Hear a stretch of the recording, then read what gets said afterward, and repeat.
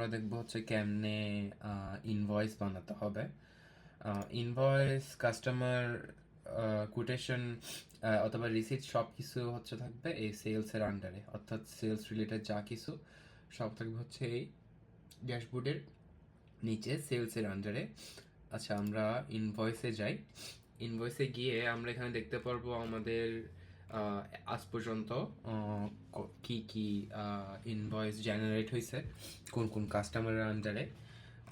অথবা এখানে আমরা ইনভয়েস নাম্বার দিয়েও সার্চ করতে পারবো, অথবা কাস্টমার নাম দিয়েও সার্চ করতে পারবো, অথবা এখানে কাস্টম আমি এখানে পিও নাম্বার অ্যাড করছি, পারচেস অর্ডার নাম্বার আর সেলস রিপ্রেজেন্টেটিভ, এগুলো দিয়েও কিন্তু আমরা সার্চ করতে পারবো। আর হচ্ছে অবভিয়াসলি ডেট, কোন ডেট থেকে কোন ডেট, কোন লোকেশন, সব কিছু এখানে কনফিগার করা যাবে। আর হচ্ছে আচ্ছা, আমরা দেখি হচ্ছে নিউ ইনভয়েস, নতুন একটা ইনভয়েস আমরা কেমনে জেনারেট করব। নিউ ইনভয়েসের জন্য আমরা যখন ইনভয়েসে আসি, আমরা এখানে নিউ, এই যে manage receipt, manage credit notes, তারপর হচ্ছে নিউ ইনভয়েসে যদি আমরা ক্লিক করি তখন আমাদেরকে নিউ ইনভয়েসের পেজে নিয়ে যাবে। অথবা শর্টকাটে আপনারা যদি প্লাস আইকনটাতে ক্লিক করেন, একটা নতুন ইনভয়েসের এখানে নিয়ে আসবে। ফার্স্টে এখানে দেখবেন ইনভয়েস নাম্বার এটা কিন্তু অটোমেটিক্যালি জেনারেটেড, এটা হচ্ছে আপনারা চেঞ্জ করতে পারবেন না। এটা যখন ইনভয়েস আপনারা সব কিছু ইনফরমেশন দিয়ে অ্যাপ্রুভ দিবেন তখন হচ্ছে ইনভয়েস নাম্বারটা জেনারেট হবে। যদি ড্রাফট হিসেবে সেভ দেন এটা কিন্তু কোনো ইনভয়েস নাম্বার দেখাবে না। সো ওয়ান্স ইটস অ্যাপ্রুভড তখনই এটা হচ্ছে ইনভয়েস নাম্বারটা দেখাবে। আর ইনভয়েস ডিসক্রিপশন আপনারা যে কোনো ডিসক্রিপশন এখানে দিতে পারেন।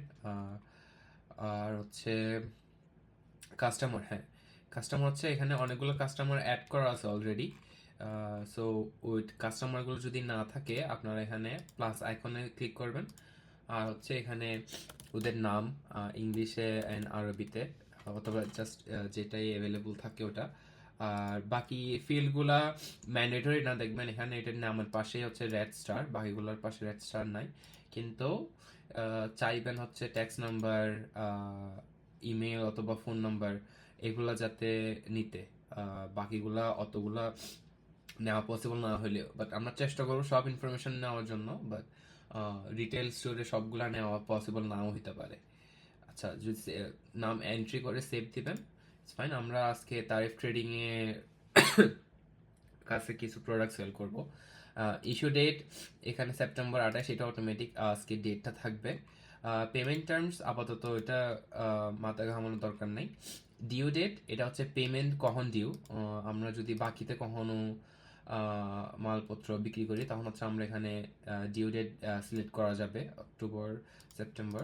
হচ্ছে সাপ্লাই ডেট, এটা হচ্ছে ডেলিভারি কখন দেওয়া হবে, কোন তারিখের মধ্যে ডেলিভারি দেওয়া হবে অথবা কোন তারিখে দেওয়া হবে তা সিলেক্ট করার বাস। মোস্ট অফ দ্য কেসেস আপনারা যদি অন স্পট সেল হয় এটা সবগুলা সেম রাখলেও চলে। আর হচ্ছে হ্যাঁ, লোকেশন কিন্তু সবসময় লোকেশন সিলেক্ট করতে হবে, নাহলে কিন্তু ইনভেন্টরিতে এখানে সব কিছু জিরো দেখাবে। ফর এক্সাম্পল, আমি যদি এখানে IEMS, আমি এখানে প্রোডাক্টের কোড ট্যাপ করছি, যে দেখেন আমার ইন্টারিয়র ইমলশন ম্যাট সুপার, এখানে কিন্তু জিরো কোয়ান্টিটি দেখাচ্ছে, যে এই জিরোটা এটা মানে হচ্ছে কিন্তু জিরো কোয়ান্টিটি।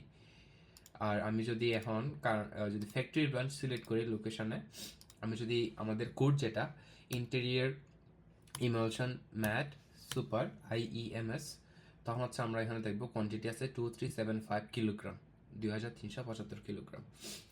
আর SKU কোড এখানে যে সবসময় কোড দিয়েও সার্চ করতে পারবেন অথবা আপনারা নাম দিয়েও সার্চ করতে পারবেন।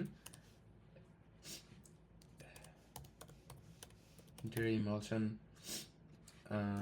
ম্যাট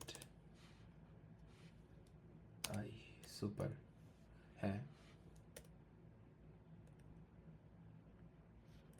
আচ্ছা, এখানে আমাদের যে ডিলাক্স, আলট্রা, সুপার, হ্যাঁ, প্রিমিয়াম, এগুলা হচ্ছে ডিফারেন্ট কোয়ালিটি টিয়ার।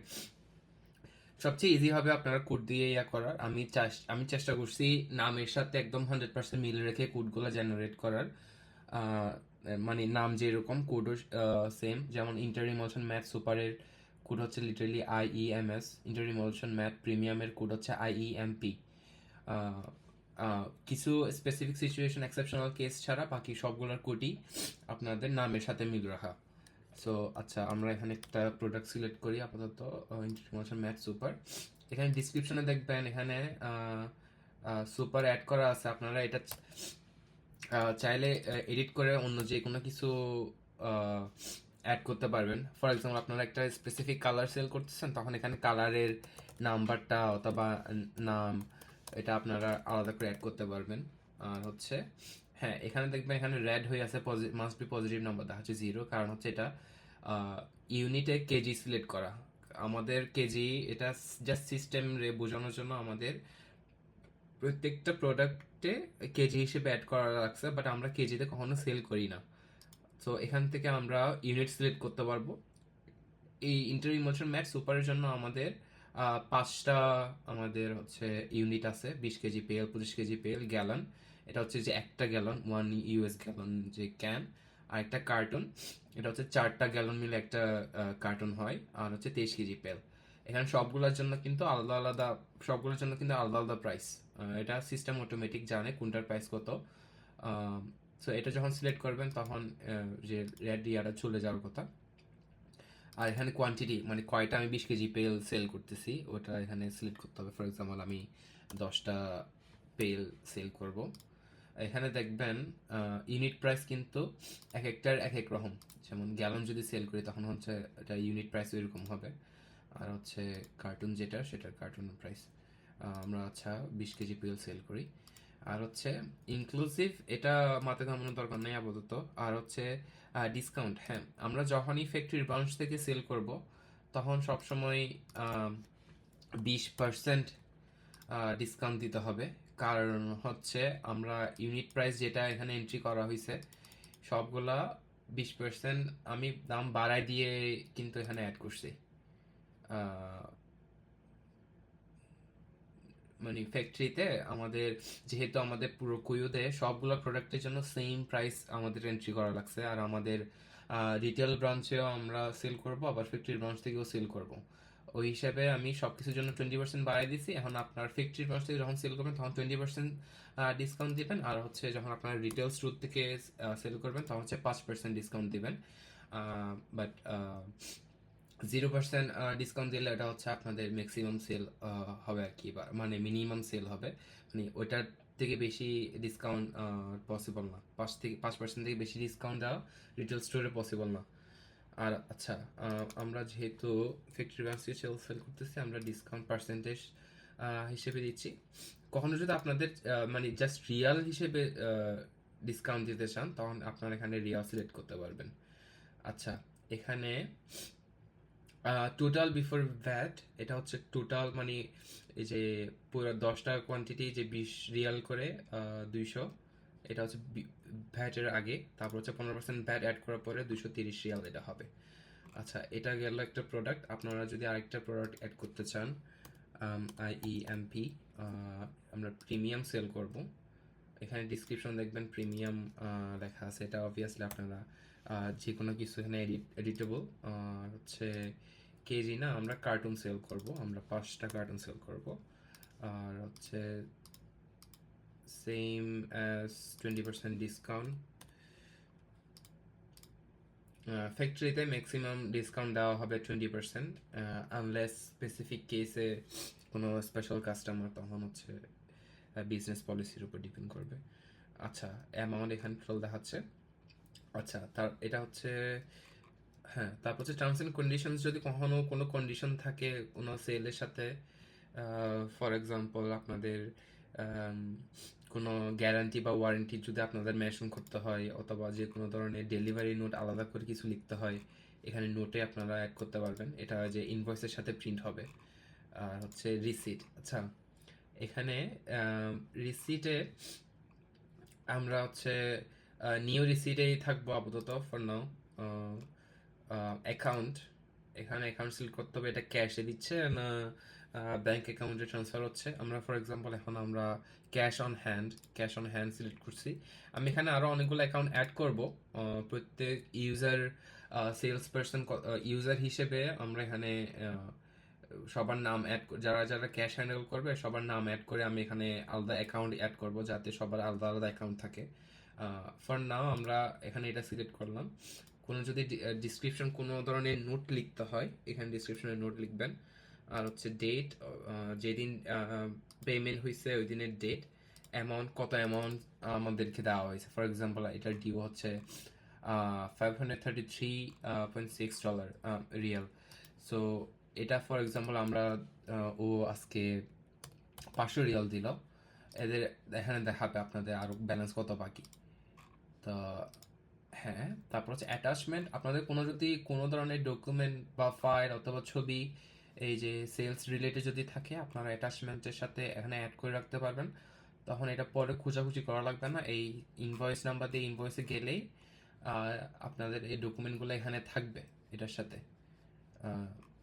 আচ্ছা, ওটা গেল। তারপর হচ্ছে এডিশনাল ইনফরমেশনে আমি এখানে পিও নাম্বার অ্যাড করছি, আমার পারচেস অর্ডার নাম্বার আর হচ্ছে সেলস রিপ্রেজেন্টেটিভ।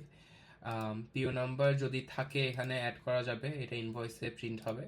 আর সেলস রিপ্রেজেন্টেটিভ অবভিয়াসলি সেলসম্যান যে, সে তার নাম এখানে এন্ট্রি করবে। আমরা পরে ওর রিপোর্ট আমরা দেখতে পারবো যে এই পিরিয়ড থেকে ওই পিরিয়ড কত সেল হয়েছে ওই সেলসম্যানের আন্ডারে। আর হচ্ছে একদম সব শেষে দেখবেন সেভ অ্যান্ড অ্যাপ্রুভ আর save as a draft. Save as a draft দিলে এটা মানে অ্যাপ্রুভ হবে না, মানে ফাইনাল না, এটা জাস্ট নর্মাল একটা ট্রায়াল হিসেবে সেভ হবে। আর অ্যাপ্রুভ হয়ে গেলে কিন্তু এটা অ্যাপ্রুভ। এটা কিন্তু সেল যেহেতু রিসিট সহ, আমি আপনাদেরকে আগে ফার্স্টে save as a draft save করে দেখাই। এখানে দেখবেন কোনো ইনভয়েস নাম্বার কিন্তু আসে নাই, এটাই আমরা জেনারেট করছিলাম। এই যে অ্যামাউন্ট এত 533, আচ্ছা ব্যালেন্স এত, কারণ এটা পেমেন্ট হয় নাই দেখে, অ্যাপ্রুভ যেহেতু হয় নাই তাই এটা ব্যালেন্সও রয়ে গেছে পুরোটা। আচ্ছা, আমরা যদি এখন এটা অ্যাপ্রুভ করি, অ্যাপ্রুভ কিন্তু আমরা মেন পেজ থেকেও করতে পারতাম। আচ্ছা, আমরা আবার সেম ইয়াতে যাই, সেম ডকুমেন্টে এডিটে ড্রাফট করার পর যদি এডিট করতে হয় আপনারা এখানে এডিট করতে পারবেন। আচ্ছা, আমরা সেভ করি, এটা সেভ অ্যান্ড অ্যাপ্রুভ। দেখবেন এটা অ্যাপ্রুভড হয়ে গেছে, কিন্তু ব্যালেন্স কিন্তু পুরো রয়ে গেছে। আপনারা পেমেন্টে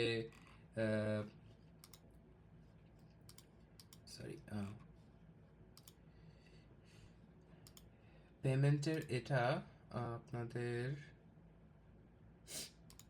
পেমেন্টেরটা একসাথে সেভ হয় না, আপনারা ওটা সেম ওই জায়গা থেকেও সেভ, এই পেমেন্ট যদি সেভ এন্ড অ্যাপ্রুভ দিতাম তাহলে এটা আলাদা করে করা লাগতো না। এটা আমি যে রিসিটে যেটা দেখাইছি ওটাই আবার রিপিট করতেছি এখানে, কারণ হচ্ছে এটা প্রিন্ট করা নাই দেখে। অ্যামাউন্ট মনে করেন 533, তো আমরা 500 পে করছি। আর হচ্ছে আলাদা কোনো কিছু করার নাই, মনে করেন সেভ।